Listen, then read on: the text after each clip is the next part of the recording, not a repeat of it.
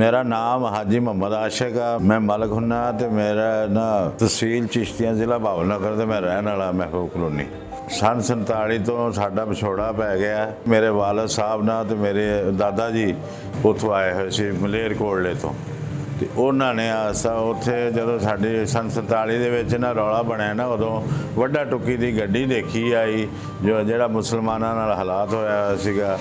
ਉਸ ਤੋਂ ਬਾਅਦ ਉਹਨਾਂ ਨੇ ਪਿੱਛੇ ਜਾਣਾ ਨਾ ਬਿਹਤਰ ਨਹੀਂ ਸਮਝਿਆ।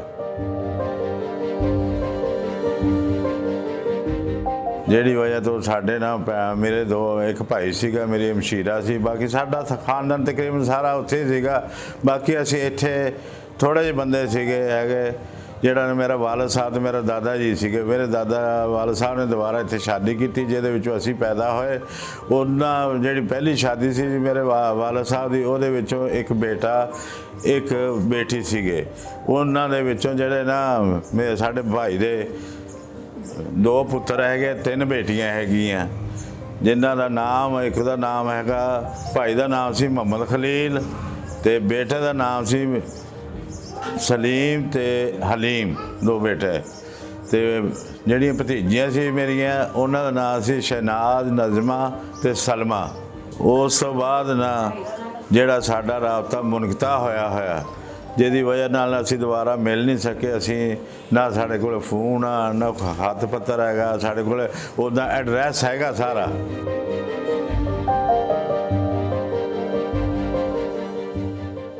तहसील मलेरकोटला, जिला संगरूर उस वक्त के जेन के हिसाब नाल। हुण तां मैं सुनिया कहंदे भी तहसील मलेरकोटला भी जिला बन गई है ते मुहल्ला तेलियां वाला सरहंदी गेट आ उत्थे रहाइश है मेरे खानदान दी।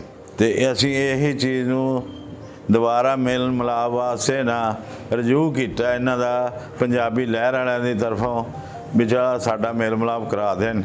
जिन्नी कुछ उम्र साड़ी है ना, मेरे भतीजों की भी उन्नी उम्र होनी है। सही तो साड़ियाँ मेरिया भतीजियां जड़ियाँ वो तकरीबन उन्होंने तो छोटियां सीगियां, उन्होंने भी साढ़े लगभग ही है। लेकिन भाई की उम्र उदों ना ज़्यादा सीगी ते ओहदे बच्चे हो गए सीगे ते उन्होंने को पिछे जो रह गए सी उदों ते ओह उत्थे ही रह गए सी। हुण असीं दोबारा फिर कोशिश करते पे हैं कि साढ़े असीं अपने खानदान नाल मिल लीए।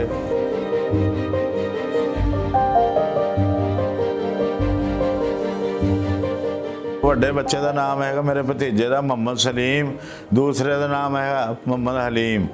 ਬੱਚੀਆਂ ਦਾ ਨਾਮ ਹੈਗਾ ਸ਼ਹਿਨਾਜ਼, ਸਲਮਾ ਤੇ ਨਜਮਾ। ਇੱਕ ਮੇਰੀ ਫੁੱਫੀ ਸੀ ਉੱਥੇ, ਉਹ ਮਸ਼ੀਰਾ ਬੀਬੀ ਜੀ, ਉਹਦੀ ਇੱਕ ਸਾਡੀ ਮਸ਼ੀਰਾ ਸੀ ਖੁਰਸ਼ੈਦਾ ਬੀਬੀ ਜੀ ਹੈ। ਅੱਗੋਂ ਇੱਕ ਮੇਰੀ ਫੁੱਫੀ ਦਾ ਬੇਟਾ ਸੀ ਸੁਲਤਾਨ जी ते वो उत्थे ही बैठे आ। वो जिला संगरूर तहसील मलेरकोटले दे विच ना सरहंदी गेट आ ते मुहल्ला तेलियां वाला वजदा, वो उत्थे रहाइश पजीर है गए आ। मेरे वालद साहब का नाम मोहम्मद इस्माइल सी, मेरे दादा जी का नाम मोहम्मद उमर सीगा जी ते मेरे परदादे का नाम अहमदीन सी, मोहम्मद अहमद। इस तो अलावा यही है भी चलो असी तो हुण उम्र सीधा दोबारा हो गए, चलो आन जान वास्ते साढ़े बच्चे जेडे एक दूसरे मिलते जुलते रहणगे। असी हुण रजू करांगे तो जे असी एक दूसरे नाल रजू ना करांगे तो साढ़े बच्चे किद्दां एक दूसरे नाल मिलते जुलते रहणगे।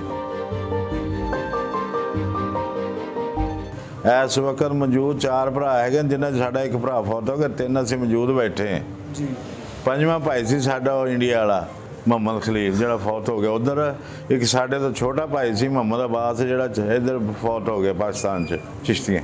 असी ये रिक्वेस्ट करते हैं कि साढ़े नाल राबता करो कि असी तुहानूं ना मिल लीए, तुसीं सानूं मिल लो। हुण साडियां उमरां उतार हो गई, पता नहीं जिंदगी का भी किहड़ा टाइम है किहड़ा नहीं।